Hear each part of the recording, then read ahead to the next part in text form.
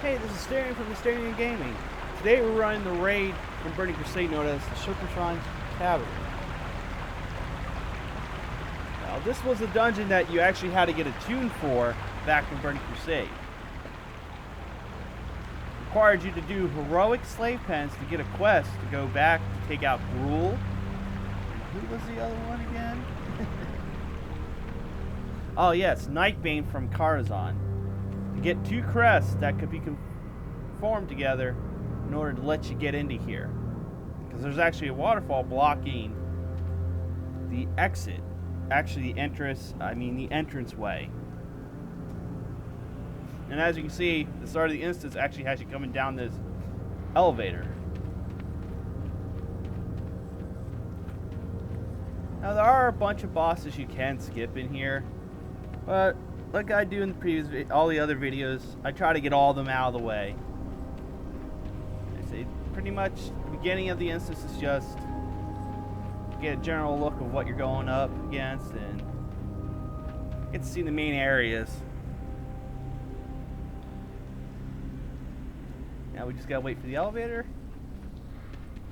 Trust me, when it comes to elevators, you only have to worry about these two, really. As you can see,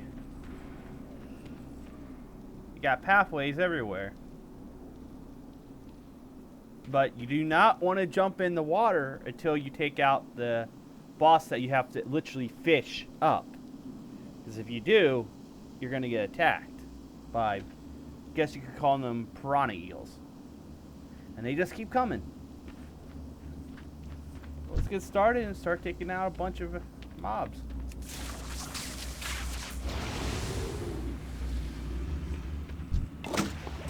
Now, if you run this current day now, there's actually battle pets that drop off here. And I believe actually the first boss drops one.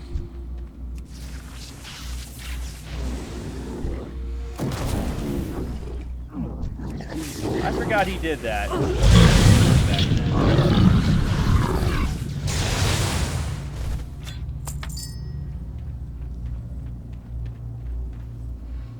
Oh, and I forgot you also can use herbalism to grab these guys. Let's jump in here and see if I actually can spawn these eels. There we go. As you can see, you can kill them, but they just won't go away. They'll just keep coming and coming and coming at you.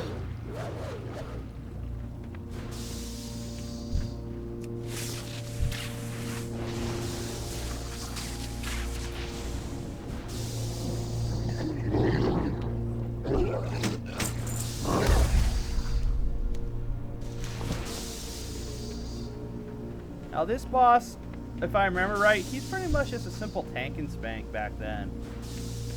Just had to worry about ads every now and then. But as you see, he's actually purified. I am not allowed to interfere. Released. And I was wrong, it's actually a gal. It's a female elemental.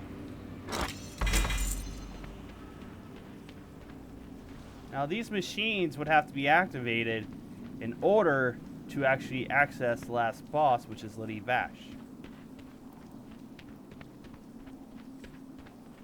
Now that you can see, they're still being purified even without her being there, so.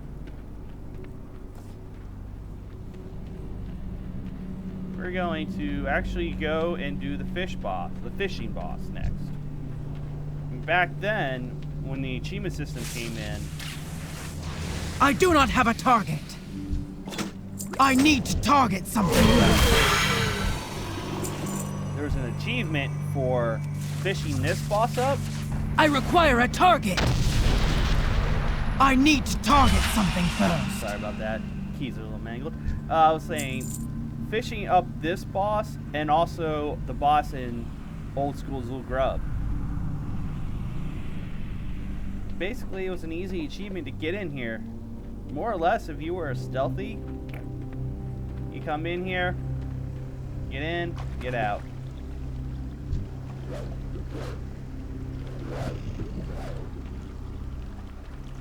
Now we're gonna have to activate my UI for this. There we go. Out of combat. Now, as you see, there's actually a pond there.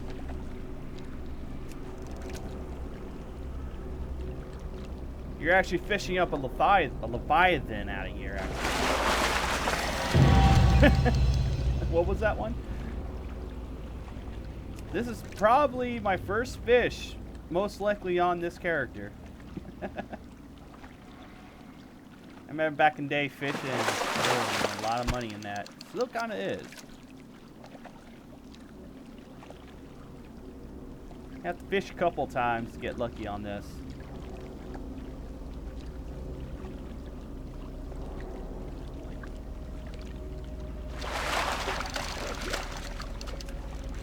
Oh yeah, back then you could actually fish up alcohol.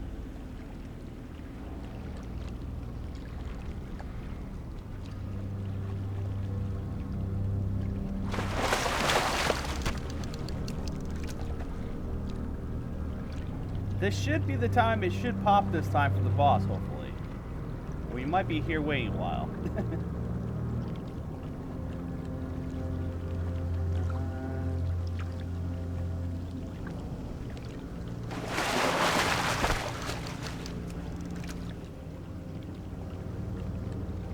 Like, it was a bit easier because you had everyone just throwing out their fishing rods. Yeah. Oh, apparently I actually caught fish before. My bad. Not many.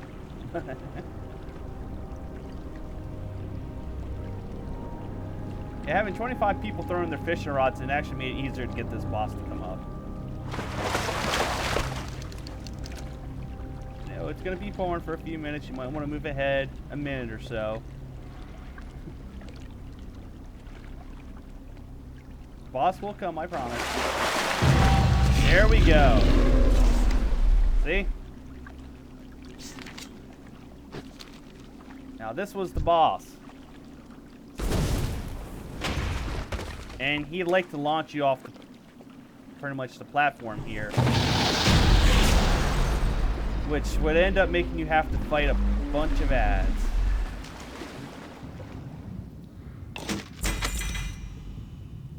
But as you can see, once you took him down, you didn't actually have to worry about any additional mobs coming to spawn on you. Now, let me get my bearings.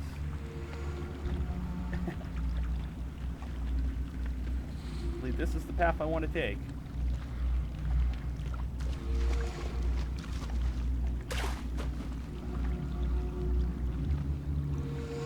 Like I said, once you take out the lurker, those piranha eels stop spawning on you, so you can actually start swimming around and using that as a shortcut, honestly. As you see, there's a bunch of pipes that come out and go to the platforms here, which kind of made it easy to traverse this area.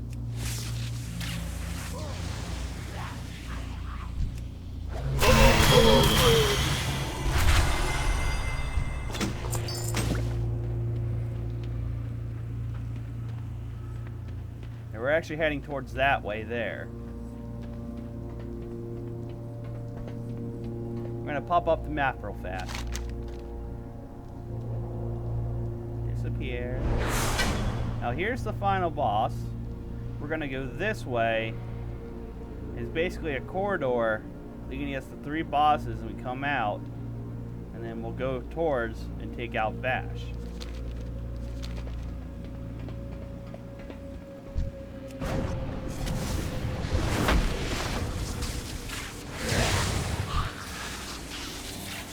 Now, you see those fist weapons on that Naga there? I farmed for those. They were, I believe, an honor-based item, and let's just say I did a lot of arenas to get up when I needed in order to get those. And I love those claw weapons. I believe I actually have them stashed away to this day.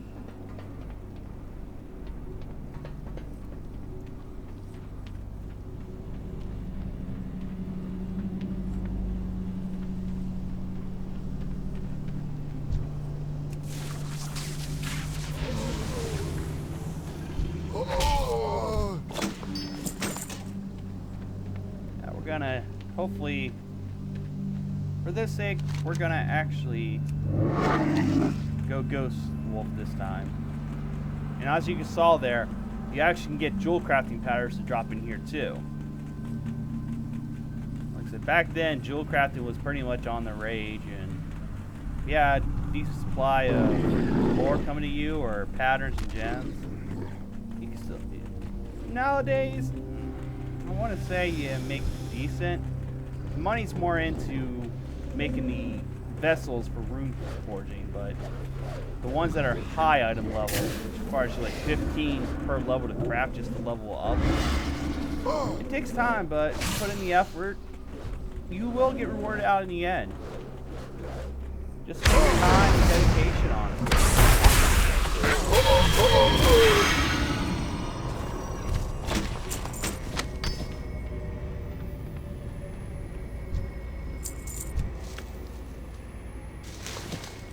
Now, technically, this is a 2-phase boss, but I'm pretty sure I'm going to burn him down before his first phase, as Breen gets there. But as you can see, his first phase here is at a demon hunter, and as you saw, he'll transform into a demonic form too.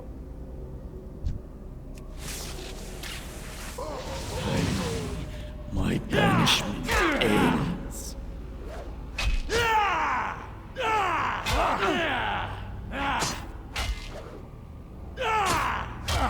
No! No! What have you done? I am the master! Do you hear me? I can't contain him! At last I liberated. You cannot kill me! Too long. Force! I'll be back. Yeah, this is when you actually... Burning Crusade was actually when you first met Demon Hunters. Now, you couldn't play them for Legion, but... that's when you really wanted to play them, and... I won't ruin the story until later on in those videos for Legion, but... let's just say, you learn the truth behind Demon Hunters. And their purpose. It's a pretty awesome story arc to follow.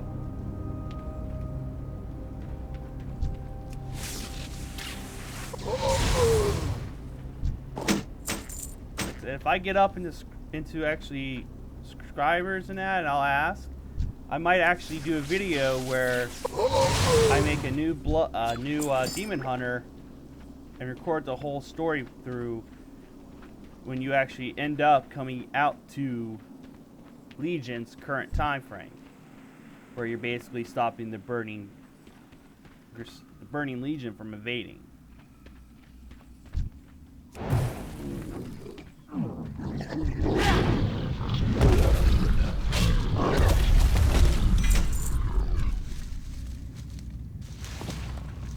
Now, like Master's Terrace, this is pretty much it's basically a fight where you need to focus fire. Tyvis is pretty much a healer, more or less. So, you want to always focus down their healer if you can. They gotta keep Attention! We have visitors! Because I believe he was the healer. I could always be wrong, she could have been the healer too. But general thumb, you always go after the healer. Because if you don't, they make your life pretty miserable.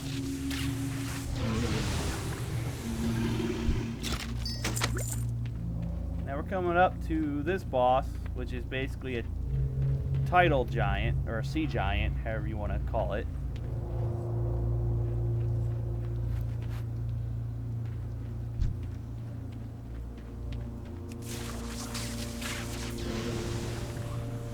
And you're wondering what happened to the pet I had on my back. Going into Ghost Wolf form unfortunately takes her off. So I would have to re-summon her, get her to jump back on. But as you see, he actually controls these Murlocs here.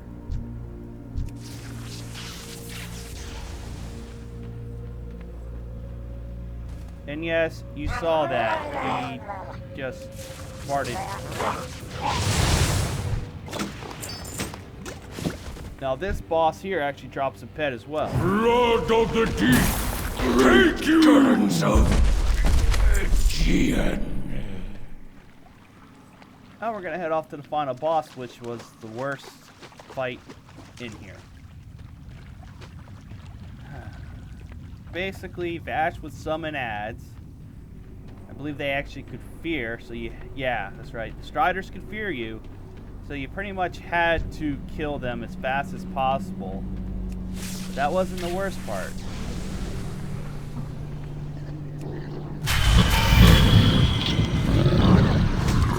There came in a part of the fight where you would have to toss this orb and get it to, I believe, one of the, I believe there were power nodes you had to throw the orb in, but the problem was, once you had the orb, you couldn't move. It was basically a game of, you just had to throw it to each other player. You had to line up, chuck it to each player in a line to get there, while trying to survive her immunity damage. It was a very, very tough fight. I won't lie, the guild I was in at that point, we took her down, but it took a lot of practice, coordination. It was pretty intense. But once you took her down, you just felt a sense of accomplishment, man. Taking her down, I want to say she's one of the pain in the butt, one of the out of Burning Crusade fights. In my opinion, I would say, in my opinion, honestly, she was the toughest boss fight in Burning Crusade, in my opinion. Even Illidan's fight was a bit easier than that.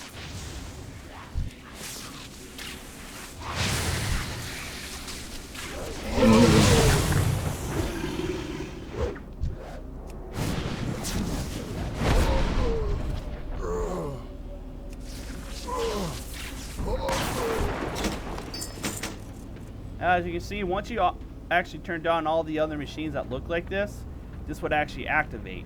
But I believe nowadays you just run up here and activate it without having to do all that work. And as you can see, it slowly raises the bridge up while I'm running on it.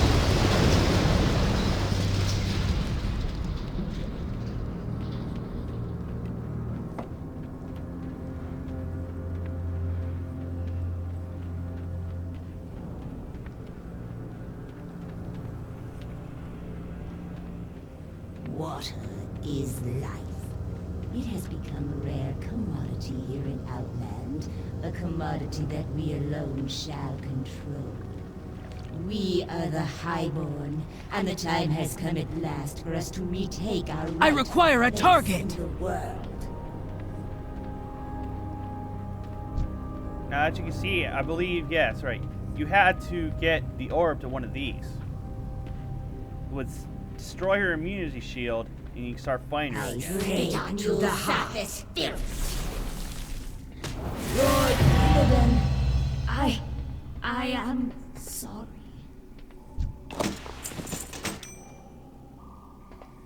And there you have it. I haven't decided yet if I was getting Burning Crusade yet for Classic, but if I do, I will show you these fights, how it was back then. But until then, this has been Asterion from Asterion Gaming, asking you to please like and subscribe. I'll see you guys in the next video.